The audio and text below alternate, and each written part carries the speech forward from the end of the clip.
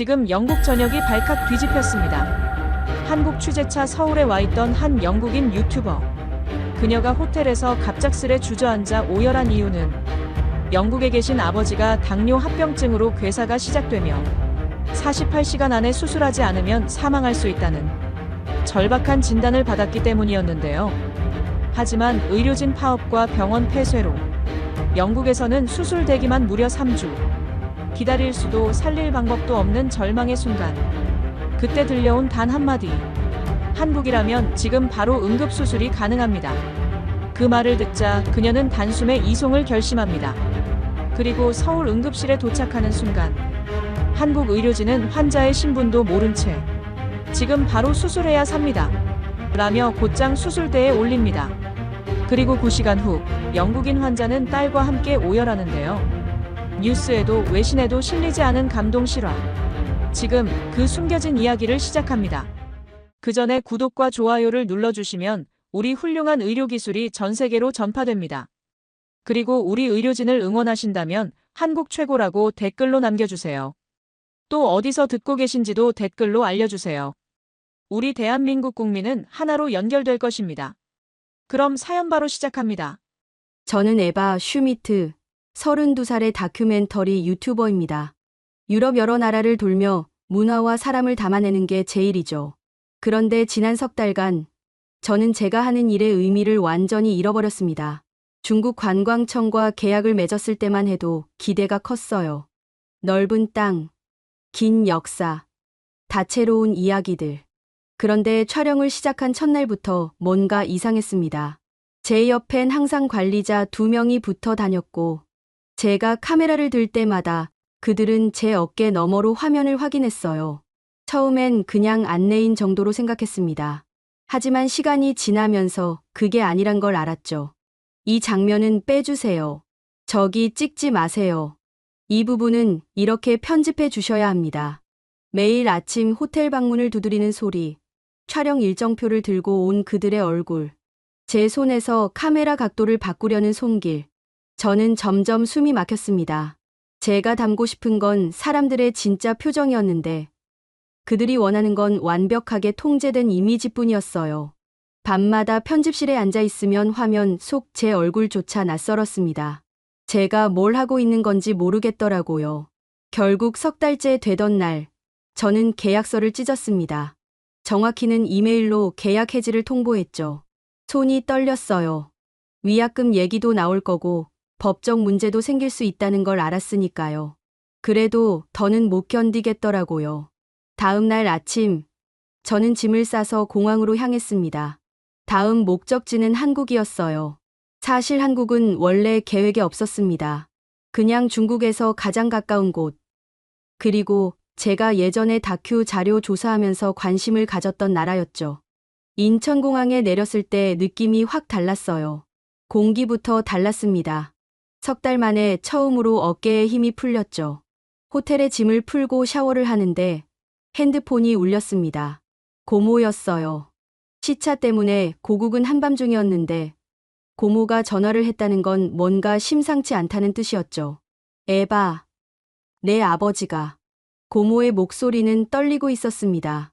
저는 샤워 타월을 손에 쥔 채 그대로 멈췄어요. 고모는 천천히 말했습니다. 아버지가 당뇨 합병증으로 쓰러졌다고요. 오른쪽 다리에 괴사가 진행되고 있대요. 병원에서 응급실로 옮겼지만 정신을 못 차리고 있다고 했습니다. 지금 어떻게 되는 건데요? 제 목소리도 떨렸습니다. 고모는 한숨을 쉬었어요. 수술을 해야 하는데, 병원에서 3주 기다려야 한대. 의료진 파업도 있고 병원들이 문을 닫아서 환자가 몰렸거든. 3주. 그 말이 귀에 꽂혔습니다. 3주면 21일이에요. 아버지 다리가 그때까지 버틸 수 있을까요? 괴사가 더 진행되면요? 저는 침대 끝에 주저앉았습니다. 핸드폰을 귀에 댄 채로 고모의 목소리가 계속 흘러나왔지만 머릿속은 하얘졌어요. 그때 문득 떠오른 게 있었습니다. 예전에 한국 의료 시스템에 대한 다큐를 본 적이 있었어요. 고난도 혈관 수술, 당뇨 합병증 치료, 응급 체계. 그 영상 속에서 한국 의사들은 몇 시간씩 수술대 앞에 서 있었고 환자들은 빠르게 회복했습니다. 당시엔 그냥 흥미로운 자료 정도로만 봤는데 지금은 달랐어요. 그게 희망처럼 느껴졌습니다. 고모, 아버지를 한국으로 데려올게요. 제 입에서 나온 말이었지만 저도 놀랐어요. 고모는 잠시 말이 없었습니다. 에바, 내가 지금 어디 있는지 알아? 한국이잖아. 그런데 내 아버지를 거기로 어떻게 할 수 있어요. 방법을 찾을게요. 저는 이미 노트북을 열고 있었습니다. 손이 떨렸지만 멈출 수가 없었어요. 국제의료 이송, 응급 환자 입국 절차, 한국 병원 리스트. 화면을 넘기는 손가락이 땀으로 미끄러웠습니다. 고모는 여전히 걱정스러운 목소리로 말했어요. 에바, 비용도 문제고 서류도 문제야. 내 아버지 상태가 그렇게 안 좋은데 비행기를 태울 수나 있을지.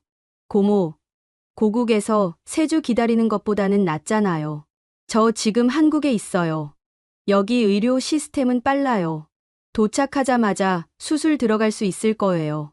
제 목소리는 확신에 차 있었지만 속은 불안으로 가득했습니다. 정말 할 수 있을까? 아버지를 살릴 수 있을까? 하지만 다른 선택지는 없었어요. 고국에서 3주를 기다리는 동안 아버지가 어떻게 될지 상상조차 하기 싫었습니다. 고모와 통화를 끊고 나서 저는 곧바로 한국 대사관에 이메일을 보냈습니다. 인도주의적 긴급 의료 이송이 가능한지 물었어요. 그리고 서울에 있는 대형 병원 몇 곳에도 연락했죠. 영어로 된 응급 상담 창구가 있었고 담당자는 제 상황을 듣더니 즉시 의료진과 연결해 주겠다고 했습니다. 밤새 잠을 못 잤어요. 창밖으로 서울의 불빛이 반짝였지만 제 머릿속은 온통 아버지 생각뿐이었습니다. 아버지의 얼굴, 목소리, 웃음소리. 제가 어렸을 때 자전거 타는 법을 가르쳐 주시던 그 손. 지금 그 손은 병원 침대에 축 늘어져 있겠죠. 다음 날 아침, 대사관에서 답장이 왔습니다. 인도주의 조항으로 긴급 입국이 가능하다고 했어요. 서류는 최소화하고 병원 측과 협력해서 최대한 빨리 진행하겠다고 했습니다. 저는 그 이메일을 읽으며 눈물이 났어요. 처음으로 희망이 보였습니다. 병원에서도 연락이 왔습니다. 담당 코디네이터는 차분한 목소리로 말했어요. 환자분 상태 파악했습니다. 도착 시간만 알려주시면 응급팀이 공항에서 대기하겠습니다. 정말요? 공항에서요? 네. 시간이 중요하니까요. 그 짧은 대답 속에 든든함이 느껴졌습니다. 저는 고모에게 다시 전화했어요.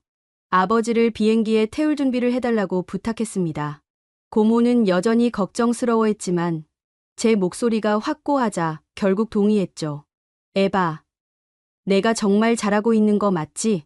네, 고모. 아버지 살릴 수 있어요. 한국이라면요. 전화를 끊고 나서 저는 창밖을 봤습니다. 서울의 아침, 하늘은 맑았어요. 저는 그 하늘을 보며 속으로 다짐했습니다. 아버지를 꼭 살려내겠다고. 이 도시가, 이 나라가 아버지에게 2번째 기회를 줄 거라고 믿었어요. 이틀 뒤, 저는 다시 인천공항에 서 있었습니다. 이번엔 도착이 아니라 마중을 나온 거였어요. 아버지를 태운 비행기가 곧 착륙한다는 연락을 받았거든요. 그 이틀은 정말 지옥 같았습니다. 서류 문제로 출발이 계속 미뤄졌어요. 고국 병원에서는 환자 이송 동의서가 필요하다고 했고 항공사에서는 의료진 동행 증명서를 요구했습니다. 저는 하루에 수십 통의 이메일을 보냈어요. 한국 대사관, 고국 병원, 항공사, 보험사. 손가락이 아플 정도로 키보드를 두드렸죠. 그러던 중 한국 대사관에서 다시 연락이 왔습니다. 담당자는 침착한 목소리로 말했어요. 인도주의 조항을 적용해서 서류 절차를 단축했습니다. 내일 오전 비행기로 출발 가능합니다. 정말요? 진짜 내일이요? 네. 환자분 생명이 위급하다고 판단했습니다. 그 순간 눈물이 났어요. 고맙다는 말도 제대로 못하고 전화를 끊었습니다. 손이 너무 떨려서 핸드폰을 떨어뜨릴 뻔했죠. 고모에게 전화했을 때 고모도 울먹였어요. 에바, 내 아버지 상태가 더 나빠졌어. 괴사 범위가 넓어졌대. 의사 선생님이 하루라도 빨리 수술해야 한댔어. 고모, 내일 한국으로 출발해요. 걱정하지 마세요. 하지만 제 목소리는 떨리고 있었습니다. 괴사 범위가 넓어졌다는 말이 머릿속을 맴돌았어요. 아버지가 비행기 안에서 버틸 수 있을까? 8시간이 넘는 비행시간 동안 무슨 일이 생기면 어떡하죠? 다음 날 아침, 고모에게서 사진이 한 장 왔습니다. 아버지가 들것에 누워 공항으로 이동하는 모습이었어요. 얼굴은 창백했고 눈은 감겨 있었습니다. 산소 마스크가 코와 입을 덮고 있었죠. 저는 그 사진을 보고 가슴이 무너지는 것 같았어요. 아버지가 저렇게 약해 보인 적은 처음이었습니다. 비행기는 정오에 출발했습니다. 저는 서울 호텔방에서 시계만 쳐다봤어요. 지금쯤 이륙했겠지. 지금쯤 상공을 날고 있겠지. 1시간이 가고 2시간이 갔습니다. 저는 아무것도 할 수가 없었어요. 그냥 핸드폰만 붙들고 있었죠. 그러다 5시간쯤 지났을 때 고모에게서 전화가 왔습니다. 에바, 내 아버지 혈압이 떨어지고 있대. 동행한 의료진이 링거를 더 놓고 있는데. 고모 목소리는 울음 섞여 있었어요. 저는 침대에서 벌떡 일어났습니다. 얼마나 떨어졌는데요?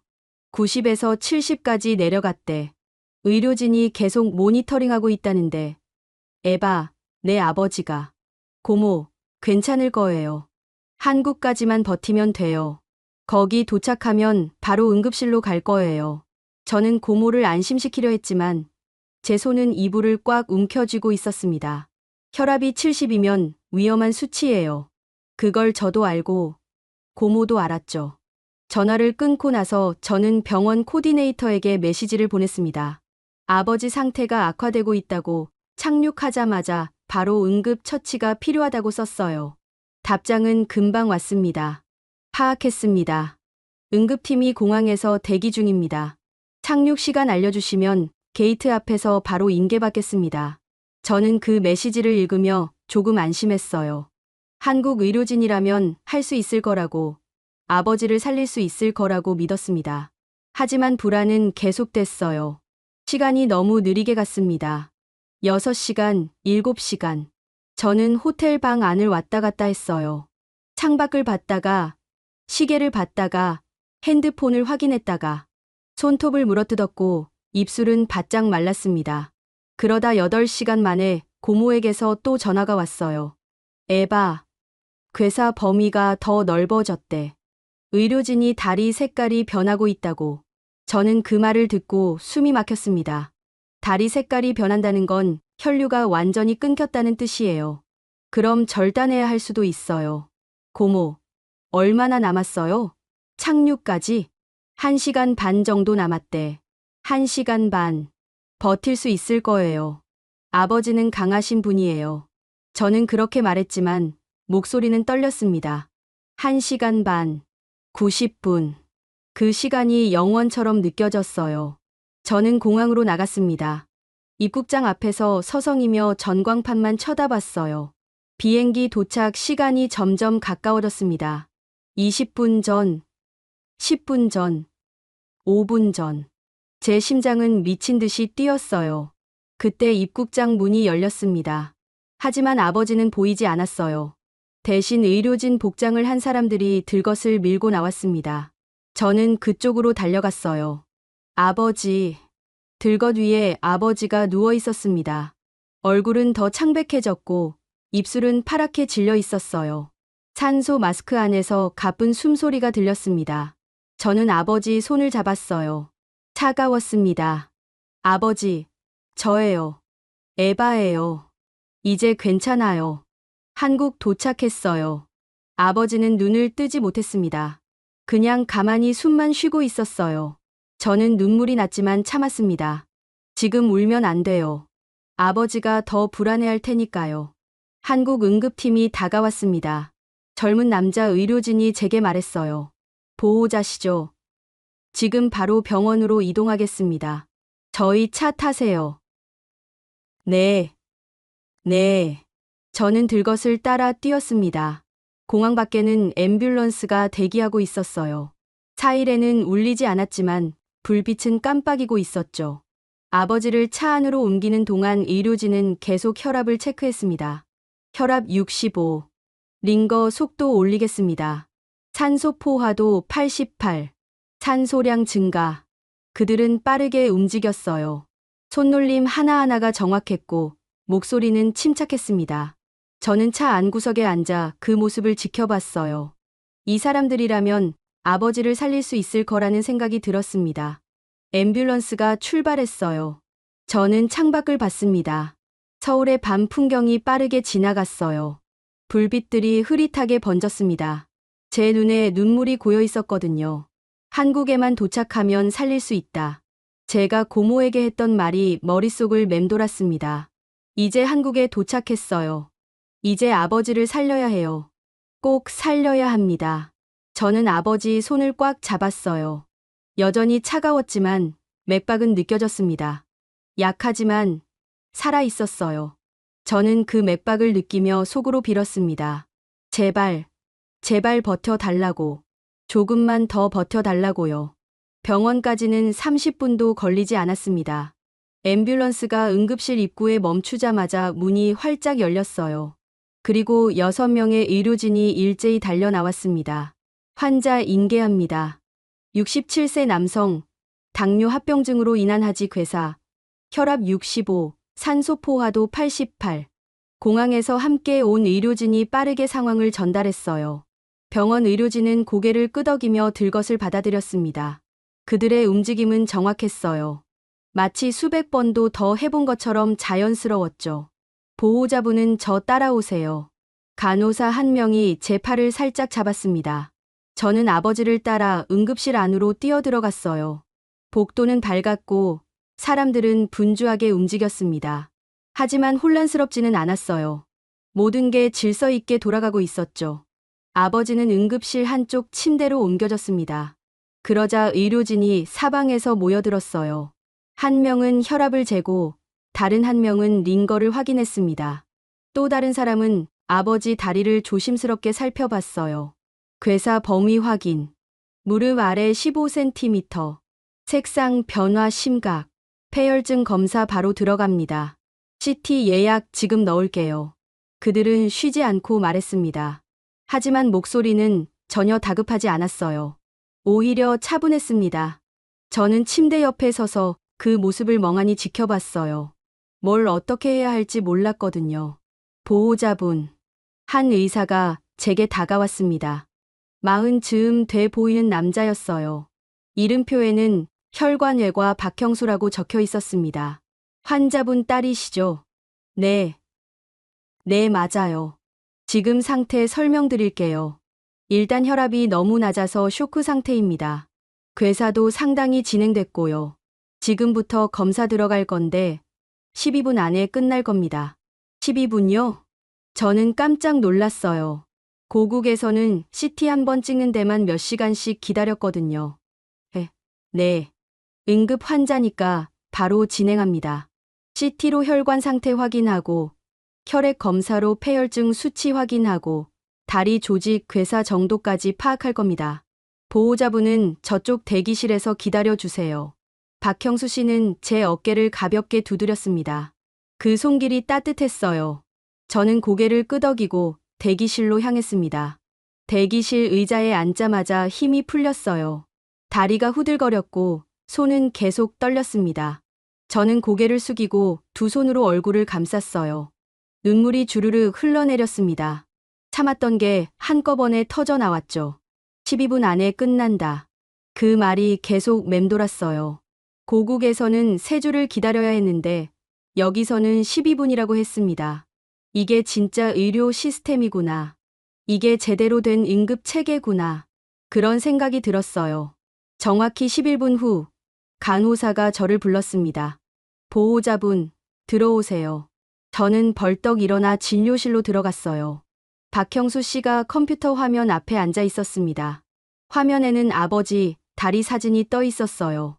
혈관들이 빨간색과 파란색으로 표시돼 있었죠. 여기 보세요. 박형수 씨가 화면을 가리켰습니다. 이 부분이 완전히 막혔어요. 혈류가 안 가니까 조직이 죽는 겁니다. 그리고 폐혈증 수치도 높게 나왔고요. 지금 당장 수술 안 하면 다리를 못 살립니다. 수술. 언제 할 수 있어요? 지금 바로요. 네. 저는 눈을 깜빡였습니다.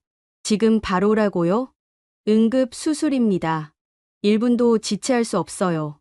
괴사된 조직 제거하고 혈관 재건해야 합니다. 수술 시간은 대략 8시간에서 10시간 정도 예상됩니다. 그럼 다리는 살릴 수 있나요? 제 목소리는 떨렸습니다. 박형수 씨는 잠시 말이 없었어요. 그러다 천천히 입을 열었습니다. 최선을 다하겠습니다. 쉽지 않은 수술이에요. 괴사 범위가 넓고 혈관 상태도 좋지 않습니다. 하지만 저희 팀은 이런 케이스 많이 다뤄봤어요. 가능성은 있습니다. 선생님, 저는 더 이상 말을 잇지 못했어요. 눈물이 또 나왔습니다. 박형수 씨는 제게 티슈를 건넸어요. 보호자분, 지금 우는 건 나중으로 미루세요. 수술 동의서부터 작성해야 합니다. 그 말에 저는 정신을 차렸습니다. 네, 맞아요. 지금은 울 때가 아니에요. 저는 얼른 눈물을 닦고 고개를 끄덕였습니다. 동의서를 작성하는 동안 박형수 씨는 계속 설명했어요. 수술 과정, 위험 요소, 회복 가능성. 하나하나 차근차근 말해줬습니다. 저는 그의 목소리를 들으며 조금씩 안정을 찾았어요. 이 사람은 프로였습니다. 이 사람이라면 아버지를 살릴 수 있을 거예요. 동의서 작성을 마치자 박형수 씨가 일어섰습니다. 그럼 지금 바로 수술실로 올라갑니다. 보호자분은 5층 수술 대기실로 가세요. 거기서 기다리시면 됩니다. 네, 알겠습니다. 저는 박형수 씨를 따라 복도로 나왔어요. 아버지는 이미 수술실로 옮겨지고 있었습니다. 저는 멀어지는 들것을 보며 손을 흔들었어요. 아버지는 여전히 눈을 감고 있었지만 저는 계속 손을 흔들었습니다. 엘리베이터를 타고 5층으로 올라갔어요. 수술 대기실은 조용했습니다. 의자가 여러 개 놓여 있었고 한쪽 벽에는 전광판이 있었어요. 수술 진행 상황을 알려주는 거였죠. 저는 의자에 앉아 전광판을 올려다봤습니다. 아버지 이름이 떴어요. 환자명 슈미트. 수술명 하지 혈관 재건술 및 괴사조직 제거술. 상태 진행 중. 진행 중. 그 두 글자를 보며 저는 가슴이 두근거렸습니다. 지금 이 순간에도 아버지는 수술대 위에 있어요. 의사들이 아버지 다리를 살리기 위해 싸우고 있습니다. 저는 핸드폰을 꺼내 고모에게 메시지를 보냈어요. 한국 도착했어요. 지금 수술 중이에요. 의사 선생님이 최선을 다하신대요. 고모에게서 답장이 바로 왔습니다. 에바, 고마워. 내가 아니었으면 내 아버지 정말 큰일 날 뻔했어. 저는 그 메시지를 읽으며 눈물을 흘렸어요. 하지만 이번엔 슬픈 눈물이 아니었습니다. 안도의 눈물이었어요. 아버지가 지금 제대로 된 치료를 받고 있다는 게, 그게 너무 다행스러웠습니다. 창밖을 봤어요. 서울의 밤은 여전히 밝았습니다. 빌딩마다 불이 켜져 있었고 차들이 쉬지 않고 움직였어요. 이 도시는 밤에도 깨어 있었습니다. 그리고 이 도시의 병원은 한밤중에도 사람을 살리고 있었어요. 저는 의자에 기대에 눈을 감았습니다. 이제 기다리는 일만 남았어요. 긴 밤이 될 거예요. 하지만 괜찮았습니다. 아버지가 한국에 있으니까요. 여기라면, 이 나라라면 아버지를 살릴 수 있을 거예요. 수술이 시작된 지 2시간쯤 지났을 때 핸드폰이 울렸습니다. 모르는 번호였어요. 저는 잠시 망설이다가 받았습니다. 에바 슈미트 씨 맞죠? 남자 목소리였어요. 낮고 차가운 톤이었습니다. 어디선가 들어본 것 같았죠. 네, 맞는데요. 누구세요? 중국 관광청 왕 매니저입니다. 기억하시죠? 순간 등골이 서늘해졌어요. 왕 매니저. 제가 3달 동안 중국에서 촬영할 때 제 옆에 붙어 다니던 그 사람이었습니다. 매일 아침 호텔 문을 두드리고 촬영 각도를 지시하고 편집본을 검열하던 그 사람이요. 무슨 일이세요? 제 목소리는 경계심으로 가득했습니다. 왕 매니저는 짧게 웃었어요. 비웃는 듯한 웃음이었죠. 슈미트 씨, 계약 위반 건은 나중에 법적으로 처리하기로 하고요. 지금은 다른 얘기를 하러 전화했습니다. 무슨 얘기요? 한국 병원에 계시더군요. 아버지 치료 때문이라면서요? 저는 숨이 턱 막혔습니다. 어떻게 알았죠? 제가 어디 있는지, 왜 여기 있는지 어떻게 아는 거예요? 그게, 어떻게. 슈미트 씨, 우리가 당신을 모니터링 안 했을 것 같아요? 당신 SNS 계정, 위치 정보, 전부 추적하고 있었습니다. 소름이 돋았어요. 제 손이 떨렸습니다. 무슨 소리예요? 그럴 권리가 어디 있어요? 권리요? 계약서 읽어보셨어요? 스폰서십 기간 동안 당신의 모든 콘텐츠와 활동은 우리 승인을 받아야 한다고 명시돼 있습니다. 전 이미 계약 해지했어요. 해지 통보만 했지. 법적 절차는 안 끝났죠. 그러니까 아직 계약 상태예요. 그리고 슈미트 씨, 당신이 한국 병원 영상 찍으려는 거 우리 다 알아요. 저는 말문이 막혔습니다. 영상이요? 저는 영상 생각 같은 거 한 적도 없어요. 지금은 아버지 살리는 것만 생각하고 있는데요. 무슨 소리예요? 전 영상 안 찍어요. 거짓말하지 마세요. 당신 유튜버잖아요. 당연히 이런 드라마틱한 상황 놓칠 리 없죠. 아버지가 한국 병원에서 기적적으로 회복한다. 한국 의료 시스템이 얼마나 훌륭한가. 뭐 이런 스토리 만들 거잖아요. 왕 매니저의 목소리는 비꼬는 투였습니다. 저는 화가 치밀어 올랐어요. 지금 제 아버지가 수술대 위에 계세요. 생사를 오가는 상황이라고요. 그런데 영상 타령이에요? 그래서 더 문제죠. 당신이 만약 한국 병원 칭찬하는 영상 올리면 그건 중국 의료 시스템 비하하는 거예요. 계약 위반입니다. 위약금 3억 원 각오하세요. 3억 원. 그 금액이 귓가를 때렸습니다. 저는 그렇게 큰 돈 없어요. 평생 모아도 그만큼 모을 수 있을지 모르겠어요. 제가 영상 안 올린다고 했잖아요. 입으로야 뭐든 말할 수 있죠. 하지만 우리는 믿을 수 없어요. 그러니까 경고하는 겁니다. 한국 병원, 한국 의료진, 한국 시스템, 이런 거 언급하는 영상 절대 올리지 마세요. 올리는 순간 법적 조치 들어갑니다. 왕 매니저는 차갑게 말했습니다. 그리고 전화를 끊어버렸어요. 저는 핸드폰을 손에 쥔 채 멍하니 앉아 있었습니다. 손이 떨렸어요. 온몸에 힘이 빠졌습니다. 왜 이러는 거예요? 왜 저를 가만 안 두는 거죠?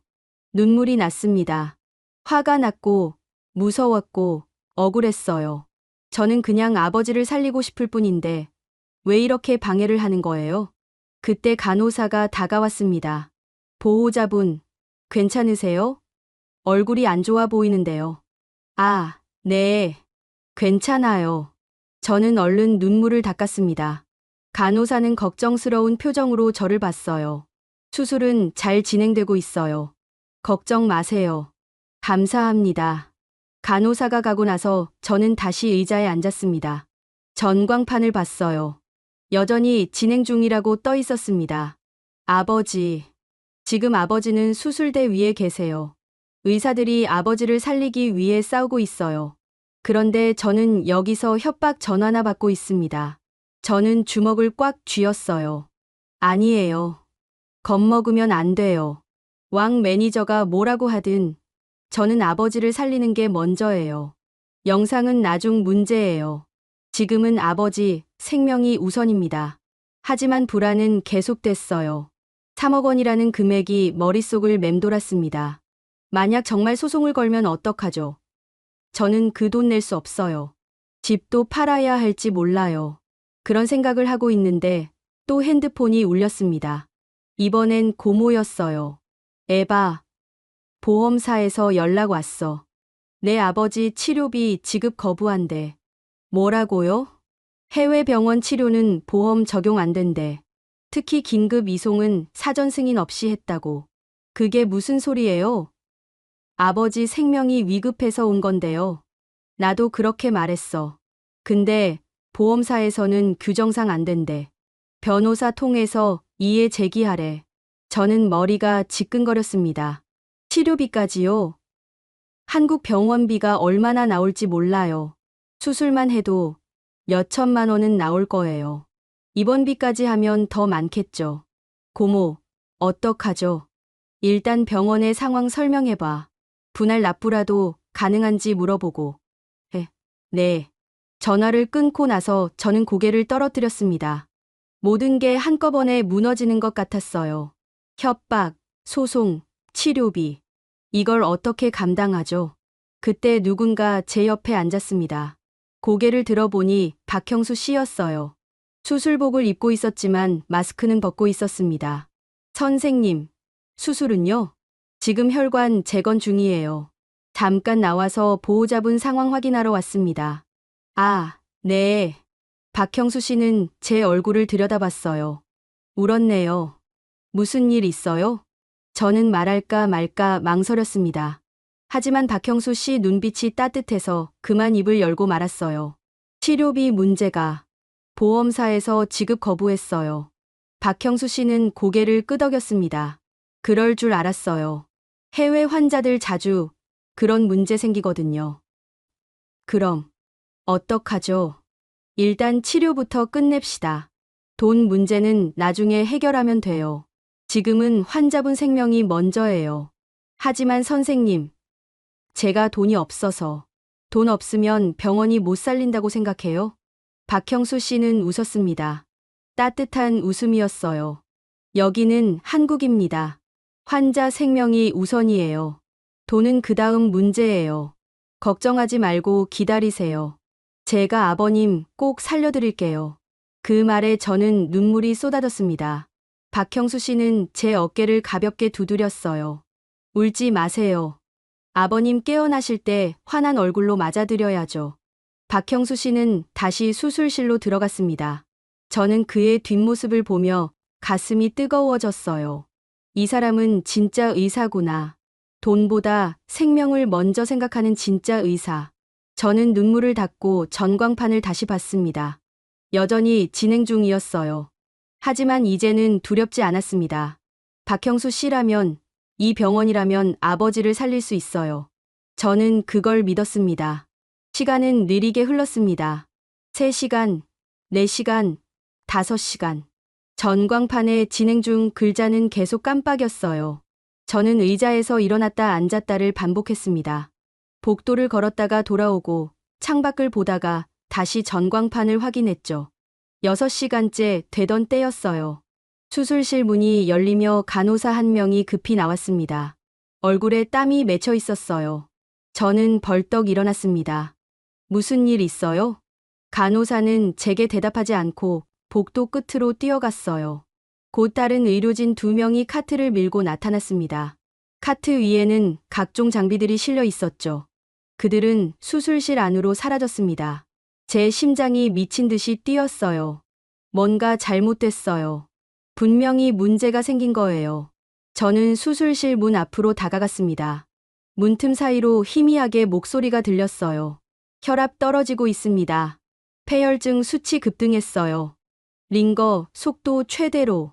저는 그 소리를 듣고 다리에 힘이 풀렸습니다. 벽에 기대 주저앉았어요. 손이 떨려서 핸드폰도 제대로 잡을 수 없었습니다. 아버지가 위험해요. 지금 저 안에서 아버지가 죽어가고 있어요. 눈물이 쏟아졌습니다. 저는 2 손으로 얼굴을 감싸고 흐느꼈어요. 소리 내서 울었습니다. 이렇게까지 왔는데, 이렇게까지 버텼는데, 이제 와서 아버지를 잃을 순 없어요. 얼마나 지났을까요? 수술실 문이 다시 열렸습니다.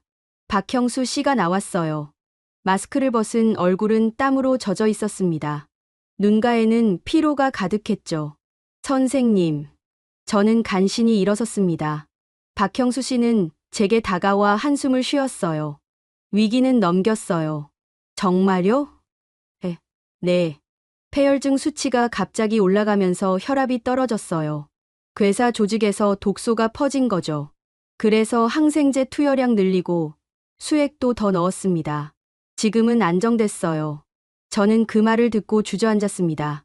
안도감에 온몸에 힘이 빠졌어요. 박형수 씨가 제 팔을 잡아 일으켜 세웠습니다.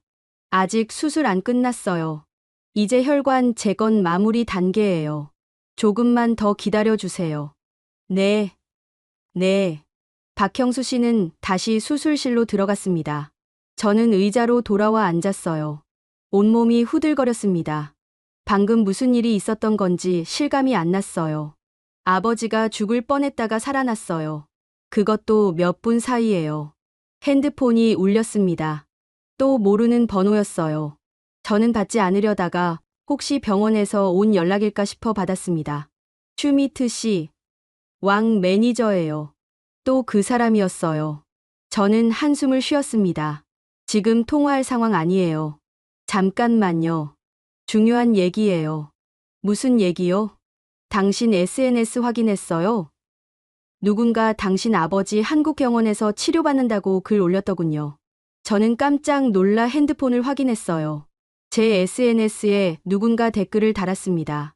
에바가 아버지 살리려고 한국까지 갔대요. 응원합니다. 그 댓글 아래 수십 개의 댓글이 달려 있었어요. 이거 제가 쓴 게 아니에요. 상관없어요. 당신 계정에 올라온 거니까 당신 책임이에요. 우리는 이미 법무팀 통해서 당신 보험금 동결시켰어요. 뭐라고요? 당신 아버지 치료비 한 푼도 못 받을 거예요. 우리가 보험사에 압력 넣었거든요. 당신이 계약 위반했다고 통보했어요. 저는 숨이 막혔습니다. 보험금 동결이요? 그럼 치료비는 어떻게 내요? 이건 너무하잖아요. 너무한 건 당신이에요. 계약 위반하고 우리 뒷담화하고 한국 찬양하는 콘텐츠 만들려고 하고 이제 대가 치를 시간이에요. 왕 매니저는 차갑게 말했습니다. 앞으로도 계속 지켜볼 거예요. 당신이 한국 의료 시스템 칭찬하는 말 한마디라도 하면 바로 소송 들어갑니다. 3억 원 각오하세요. 전화가 끊겼습니다. 저는 핸드폰을 손에 쥔 채 멍하니 앉아 있었어요. 보험금 동결, 치료비 거절, 소송 위협. 모든 게 한꺼번에 쏟아졌습니다.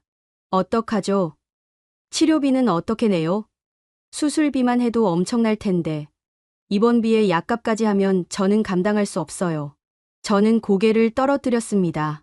눈물이 또 흘러내렸어요. 왜 이렇게 힘든 거예요? 아버지를 살리는 게 왜 이렇게 어려운 거죠?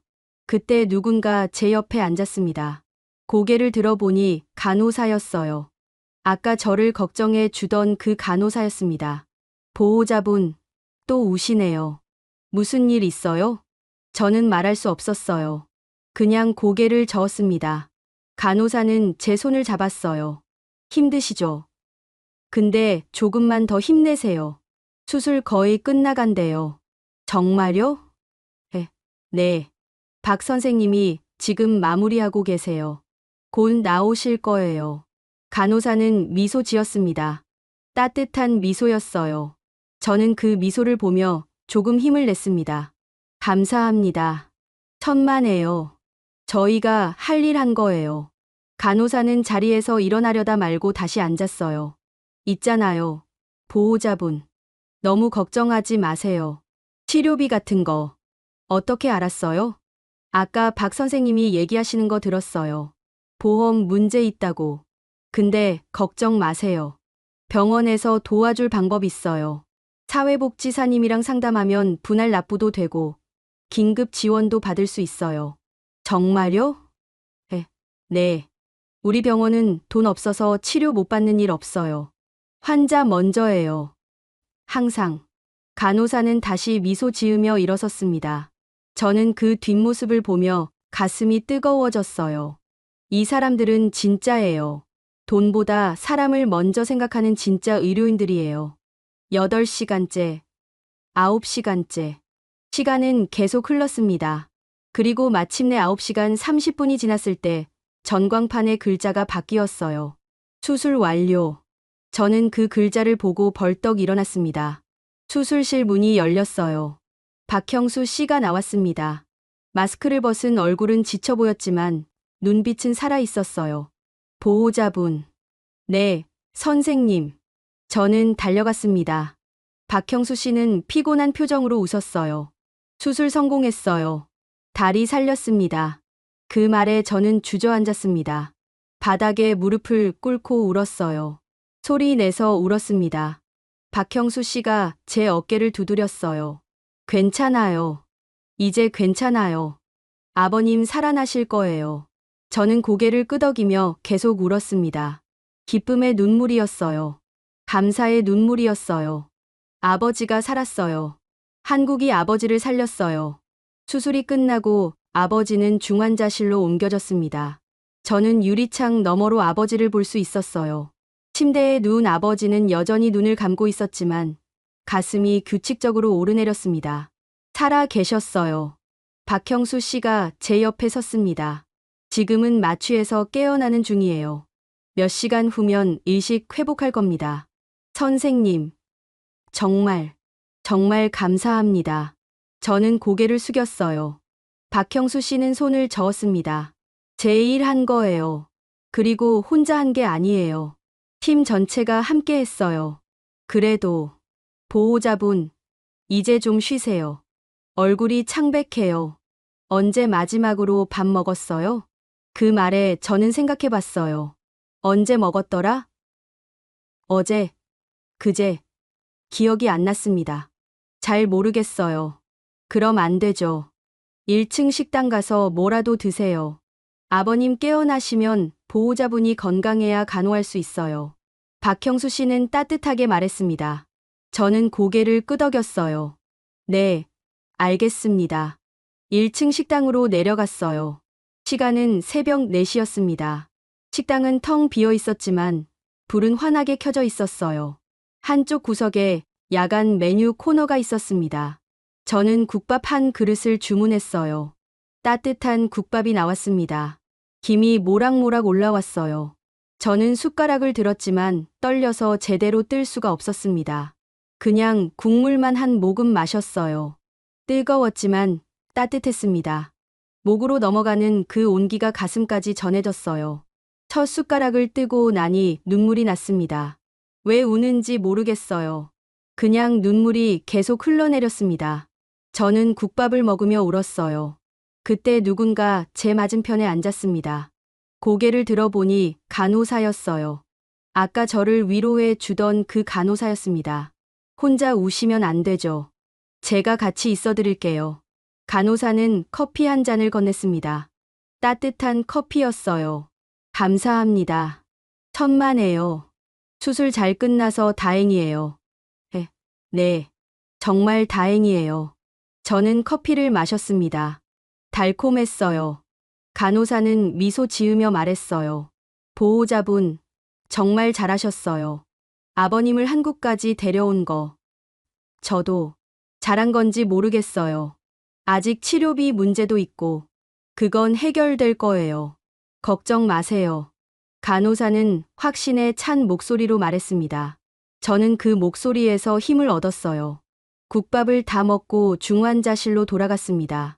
유리창 너머 아버지는 여전히 잠들어 계셨어요. 하지만 얼굴에 혈색이 조금 돌아온 것 같았습니다. 새벽 6시쯤 간호사가 저를 불렀습니다. 보호자분, 환자분 깨어나고 계세요. 저는 벌떡 일어나 중환자실로 뛰어들어갔어요. 아버지는 눈을 뜨고 계셨습니다. 희미하게, 하지만 분명히 눈을 뜨고 계셨어요. 아버지, 저는 침대 옆으로 달려갔습니다. 아버지는 천천히 고개를 돌려 저를 봤어요. 입술이 움직였습니다. 에바. 목소리는 아주 작았지만 분명하게 들렸어요. 저는 아버지 손을 잡았습니다. 여전히 차가웠지만 힘이 느껴졌어요. 네, 아버지. 저예요. 괜찮으세요? 아버지는 천천히 고개를 끄덕였습니다. 그러더니 눈물을 흘렸어요. 저도 울었습니다. 아버지와 저는 서로 손을 잡고 울었어요. 박형수 씨가 들어왔습니다. 환자분, 기분 어떠세요? 아버지는 박형수 씨를 봤어요. 그리고 입을 열었습니다. 고맙습니다. 선생님, 천만에요. 앞으로 회복만 잘하시면 돼요. 박형수 씨는 아버지 다리를 확인했습니다. 붕대로 감긴 다리를 조심스럽게 살펴봤어요. 혈류 잘 돌고 있어요. 괴사됐던 부분은 제거했고 혈관도 재건했습니다. 이제 회복만 남았어요. 다리를 살린 건가요? 아버지가 물었습니다. 박형수 씨는 고개를 끄덕였어요. 네, 살렸어요. 재활 잘하시면 걸으실 수 있어요. 아버지는 눈을 감았습니다. 눈물이 볼을 타고 흘러내렸어요. 저는 아버지 손을 꽉 잡았습니다. 그날 오후 제 핸드폰이 울렸어요. 또 왕 매니저였습니다. 저는 이제 지쳐서 받고 싶지 않았지만 받지 않으면 계속 전화할 게 뻔했어요. 뭐예요? 슈미트 씨, 당신 SNS 확인했어요? 댓글을 봤죠? 그래서요? 사람들이 당신 응원하고 있더군요. 한국 의료진 칭찬하는 댓글도 많고 당신이 그런 분위기 만든 거예요. 이것도 계약 위반입니다. 제가 뭘 어떻게 했는데요? 댓글은 사람들이 단 거예요. 상관없어요. 당신 계정이니까 당신 책임이에요. 우리는 이미 국제법무팀 통해서 당신 재산 조사 들어갔어요. 집도 있고 차도 있더군요. 소송 걸면 전부 압류될 거예요. 저는 화가 치밀어 올랐습니다. 하세요. 하고 싶은 대로 다 하세요. 근데 제 아버지는 살았어요. 한국 의료진이 살렸어요. 이건 사실이에요. 당신들이 뭐라고 해도 바뀌지 않아요. 뭐라고요? 전 더 이상 겁먹지 않을 거예요. 소송하고 싶으면 하세요. 근데 전 아버지가 살아서 행복해요. 그게 제일 중요해요. 저는 전화를 끊어버렸습니다. 손은 떨렸지만 마음은 시원했어요. 이제 더 이상 저 사람들에게 휘둘리고 싶지 않았어요. 중환자실로 돌아가니 아버지는 깨어 계셨습니다. 저를 보고 미소 지었어요. 약한 미소였지만 분명한 미소였어요. 에바. 네, 아버지. 고맙다. 무슨 말씀이세요? 당연한 거예요. 너 때문에. 내가 살았어. 아버지는 제 손을 잡았습니다. 이번엔 따뜻했어요. 저는 눈물이 났지만 웃었습니다. 아니에요, 아버지. 한국이 아버지를 살린 거예요. 이 나라가, 이 병원이, 이 의료진들이 아버지를 살렸어요. 아버지는 천천히 고개를 끄덕였습니다. 그리고 유리창 너머를 봤어요. 창밖으로 서울의 풍경이 보였습니다. 높은 빌딩들, 바쁘게 움직이는 사람들, 끊임없이 달리는 차들. 이 나라에 빚을 졌구나. 아버지는 조용히 말했습니다. 저는 고개를 끄덕였어요. 네, 아버지. 우리가 평생 갚아도 모자랄 빚이에요. 그날 밤, 저는 처음으로 편안하게 잠들었습니다. 중환자실 옆 보호자, 대기실 소파에 누워 눈을 감았어요. 아버지가 살았다는 안도감이 온몸을 감쌌습니다. 한국이 아버지에게 두 번째 생명을 준 거예요. 이 나라가 기적을 만들어낸 거예요. 수술 후 사흘째, 아버지는 일반 병동으로 옮겼습니다. 중환자실에서 나온다는 건 상태가 안정됐다는 뜻이었어요. 저는 아버지를 따라 병실로 갔습니다. 병실은 넓고 깨끗했어요. 창밖으로 햇살이 들어왔습니다. 아버지는 침대에 누워 창밖을 봤어요. 오랜만에 보는 햇빛이었죠. 따뜻하구나. 아버지는 조용히 말했습니다. 저는 아버지 옆에 앉아 손을 잡았어요. 이제 회복만 하시면 돼요. 그날 오후 재활치료팀이 찾아왔습니다. 3명이었어요. 물리치료사, 작업치료사, 그리고 재활 코디네이터였습니다. 안녕하세요. 저는 물리치료사 김지훈입니다. 젊은 남자가 밝게 웃으며 인사했어요. 30 초반쯤 돼 보였습니다. 앞으로 환자분 재활 담당하게 됐어요. 잘 부탁드립니다. 아버지는 침대에 누운 채 고개를 끄덕였습니다. 김지훈 씨는 아버지 다리를 살펴봤어요. 수술 잘 되셨네요. 박 선생님 솜씨가 정말 좋으세요. 이 정도면 보행 가능성 충분합니다. 정말 걸을 수 있을까요? 아버지가 조심스럽게 물었습니다. 김지훈 씨는 자신 있게 대답했어요. 물론이죠. 시간은 좀 걸리지만 환자분이 열심히 하시면 충분히 가능해요. 그날부터 재활 치료가 시작됐습니다. 처음엔 침대에서 일어나 앉는 것부터였어요. 아버지는 몸을 일으키려 했지만 힘이 없었습니다. 김지훈 씨와 간호사가 아버지를 부축했어요. 천천히요. 급하게 하실 필요 없어요. 아버지는 떨리는 팔로 침대를 짚었습니다. 온몸에 땀이 났어요. 저는 옆에서 지켜보며 가슴이 아팠습니다. 저렇게 힘든 일을 해내셔야 하다니. 하지만 아버지는 포기하지 않았어요. 이틀 후에는 침대 끝에 앉을 수 있었습니다. 사흘 후에는 휠체어로 옮겨 앉았어요. 조금씩, 아주 조금씩 나아지고 있었습니다. 일주일쯤 지났을 때 영양팀에서 찾아왔습니다. 영양사는 당뇨 환자를 위한 식단표를 가져왔어요.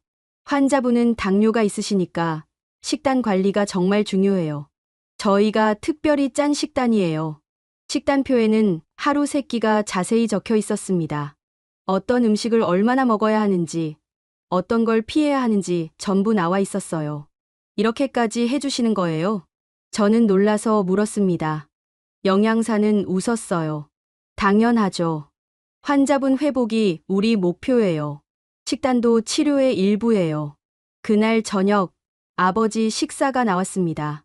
현미밥, 생선구이, 나물 반찬, 그리고 미역국이었어요. 양은 적었지만 정성스럽게 담겨 있었습니다. 아버지는 숟가락을 들었어요. 손이 떨렸지만 스스로 밥을 떴습니다. 첫 숟가락을 입에 넣고 천천히 씹었어요. 그러더니 눈물을 흘렸습니다. 왜 그러세요, 아버지? 맛있구나. 정말 맛있어. 아버지는 울면서 밥을 먹었습니다. 저도 눈물이 났어요. 고국에서는 제대로 된 밥 한 끼 먹지 못하고 병원 침대에 누워 계셨는데 이제 이렇게 따뜻한 밥을 드실 수 있게 됐어요. 2주일째 되던 날, 김지훈 씨가 특별한 도구를 가져왔습니다. 보행 보조기였어요. 오늘은 서는 연습해 볼 거예요. 서요? 벌써요? 아버지는 놀라며 물었습니다. 김지훈 씨는 고개를 끄덕였어요. 네. 준비됐어요. 시도해 봅시다. 아버지는 휠체어에서 천천히 일어났습니다. 김지훈 씨가 한쪽을 잡고 저는 다른 쪽을 잡았어요. 아버지는 떨리는 다리로 바닥을 디뎠습니다. 아버지는 신음을 냈어요. 아팠던 거죠. 하지만 포기하지 않았습니다. 조금씩 힘을 주며 몸을 일으켰어요. 그리고 마침내 섰습니다. 완전히 서지는 못했어요. 보조기에 기대고 우리가 부축했지만 그래도 섰어요. 아버지는 떨리는 다리로 바닥을 느끼며 눈물을 흘렸습니다. 서 있어. 내가 서 있어. 저도 울었어요. 김지훈 씨도 눈시울이 붉어졌습니다. 우리는 셋이서 그렇게 서 있었어요. 다음 날부터 걷기 연습이 시작됐습니다. 보조기를 잡고 한 발 한 발 내딛는 연습이었어요. 아버지는 땀을 뻘뻘 흘렸습니다. 몇 걸음 걷다가 쉬고 다시 걷다가 쉬었어요. 힘드시죠? 김지훈 씨가 물었습니다. 아버지는 고개를 저었어요. 아니야. 괜찮아. 계속할 수 있어. 아버지의 목소리는 단호했습니다. 저는 그 모습을 보며 가슴이 벅찼어요. 우리 아버지가 이렇게 강한 분이었구나. 4주째 되던 날, 아버지는 보조기만 잡고 혼자 10걸음을 걸었습니다. 저와 김지훈 씨는 양옆에서 지켜봤어요. 아버지는 천천히, 하지만 확실하게 걸었습니다. 10걸음을 다 걷고 나서 아버지는 휠체어에 앉았어요. 숨이 거칠었지만 얼굴엔 미소가 가득했습니다. 해냈어. 걸었어. 저는 아버지를 안았습니다. 김지훈 씨는 박수를 쳤어요. 정말 잘하셨어요. 이 속도면 퇴원할 때쯤엔 지팡이만으로도 걸으실 수 있을 거예요. 그날 밤, 박형수 씨가 병실을 찾아왔습니다. 아버지의 경과를 확인하러 온 거였어요. 회복 속도가 정말 빠르네요. 재활팀에서 칭찬 많이 하던데요. 선생님 덕분입니다. 아버지는 박형수 씨를 보며 고개를 숙였습니다. 박형수 씨는 손을 저었어요. 환자분이 열심히 하신 거예요. 저는 다리만 고쳤을 뿐이에요. 다시 걷는 건 환자분이 하신 거예요. 박형수 씨는 아버지 다리를 다시 확인했습니다. 붕대를 풀고 상처를 살펴봤어요. 흉터는 남겠지만 기능은 완전히 회복될 거예요. 정말 다행이에요. 선생님. 아버지는 박형수 씨 손을 잡았습니다. 제 생명을 구해주셨어요. 평생 잊지 못할 겁니다. 박형수 씨는 아버지 손을 가만히 잡아줬어요. 건강하게 사세요. 그게 저한테 제일 큰 보답이에요. 박형수 씨가 나간 후 아버지는 창밖을 봤습니다. 서울의 밤 풍경이 반짝였어요. 에바. 네, 아버지. 이 나라가 참 대단하구나. 그러게요. 의사 선생님, 간호사 선생님, 치료사 선생님들. 모두 진심으로 날 살리려고 애썼어. 돈 때문이 아니라 정말 내가 걷길 바라서. 아버지는 눈물을 닦았습니다. 이런 나라가 세상에 있었구나. 저도 눈물이 났어요. 아버지 손을 꽉 잡았습니다. 아버지, 우리 평생 이 나라 잊지 말아요. 그래, 잊지 말자. 절대로. 우리는 창밖을 보며 그렇게 앉아 있었습니다. 서울의 불빛이 우리를 감싸고 있었어요. 퇴원 날은 수술 후 6주째 되는 날이었습니다. 아버지는 지팡이를 짚고 병실을 나왔어요. 천천히, 하지만 확실하게 걸으셨습니다. 제가 옆에서 가방을 들고 따라갔죠. 복도를 걷는데 간호사들이 하나둘씩 나와 인사했어요. 퇴원 축하드려요. 건강하세요. 또 오시면 안 돼요. 건강하게만 계세요. 아버지는 한 분 한 분께 고개를 숙였습니다. 그러다 간호사실 앞에서 멈춰섰어요. 잠깐만. 아버지는 간호사실 안으로 들어갔습니다. 저도 따라 들어갔어요. 간호사 4명이 업무를 보고 있었습니다. 아버지는 그들 앞에 섰어요. 여러분. 간호사들이 고개를 들었습니다. 아버지는 깊게 고개를 숙였어요. 정말 고맙습니다. 여러분 덕분에 제가 다시 걸을 수 있게 됐습니다. 아버지 목소리가 떨렸어요. 간호사들은 황급히 일어나 손을 저었습니다. 아니에요. 저희가 할 일 한 거예요. 그래도 여러분이 아니었으면 저는. 아버지는 더 말을 잇지 못했습니다. 눈물이 났거든요. 저도 울었어요. 간호사들도 눈시울을 붉혔습니다. 엘리베이터를 타고 내려가는데 박형수 씨가 로비에서 기다리고 계셨어요. 퇴원 환자를 배웅하는 건 흔한 일이 아닐 텐데 일부러 내려오신 거였습니다. 환자분, 퇴원 축하드려요. 선생님. 아버지는 박형수 씨 앞에 섰습니다. 그리고 두 손으로 박형수 씨 손을 잡았어요. 선생님이 제게 2번째 삶을 주셨습니다. 평생 잊지 않겠습니다. 박형수 씨는 아버지 손을 꽉 잡아줬어요. 건강하게 사세요. 그게 제일 중요해요. 선생님. 한국은, 이 나라는 정말 대단한 나라예요. 이런 의료진이 있고, 이런 시스템이 있다는 게 저는 정말 감사합니다. 아버지는 눈물을 닦으며 말했습니다. 박형수 씨는 미소 지었어요. 우리나라를 좋게 봐주셔서 감사합니다. 병원 밖으로 나왔어요. 햇살이 따뜻했습니다. 아버지는 하늘을 올려다봤어요. 좋은 날씨구나. 그러게요, 아버지. 우리는 택시를 타고 호텔로 갔습니다. 비행기는 모레 탈 예정이었어요. 이틀 동안 서울에서 쉬다가 돌아가기로 했죠. 호텔 방에 짐을 풀고 나서 아버지는 창가에 섰습니다. 서울 시내가 한눈에 보였어요. 빌딩들, 도로들, 사람들. 모든 게 살아 움직이는 도시였습니다. 에바. 네, 아버지. 이 도시가 날 살렸어. 아버지는 조용히 말했습니다. 공항에서 병원까지, 응급실에서 수술실까지, 중환자실에서 재활까지. 모든 게 완벽하게 돌아갔어. 한 치의 빈틈도 없었어. 네, 맞아요. 고국이었으면 난 죽었을 거야. 3주를 기다리다가 죽었을 거야. 근데 여기서는 도착한 지 12분 만에 진단이 끝났어. 그리고 바로 수술실로 들어갔지. 아버지는 눈물을 흘렸습니다. 이게 진짜 의료 시스템이구나. 사람을 살리는 시스템. 돈보다 생명을 먼저 생각하는 시스템. 저도 울었어요. 아버지 등을 쓰다듬으며 함께 창밖을 봤습니다. 그날 저녁, 저는 오랜만에 유튜브를 켰어요. 댓글이 수백 개 달려 있었습니다. 사람들이 응원하는 글, 걱정하는 글, 그리고 한국을 칭찬하는 글들이었어요. 에바, 아버지 괜찮으세요? 한국 의료진이 정말 대단하네요. 저도 한국 병원에서 치료받고 싶어요. 에바 가족에게 행운이 있기를. 저는 댓글들을 읽으며 눈물이 났습니다. 전 세계 사람들이 우리를 응원하고 있었어요.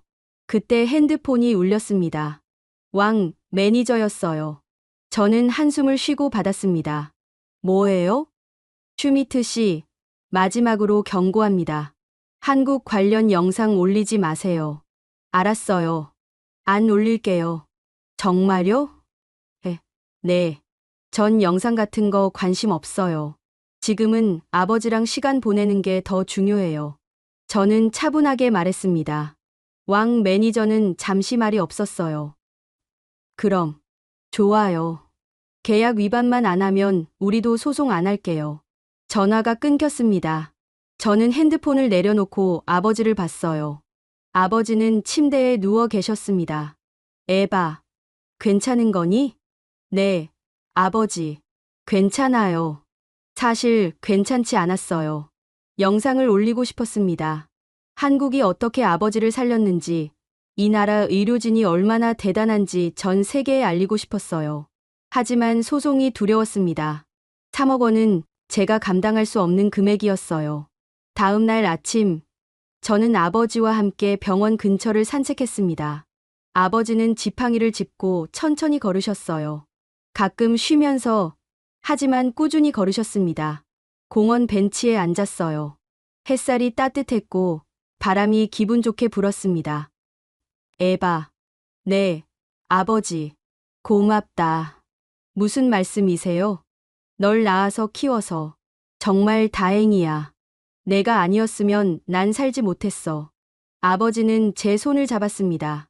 넌 내 자랑이야. 나를 살리기 위해 여기까지 데려온 용감한 딸. 정말 자랑스러워. 저는 눈물이 났어요. 아버지 어깨에 기댔습니다. 아버지가 살아계셔서 다행이에요. 정말 다행이에요. 우리는 한참 동안 그렇게 앉아 있었습니다.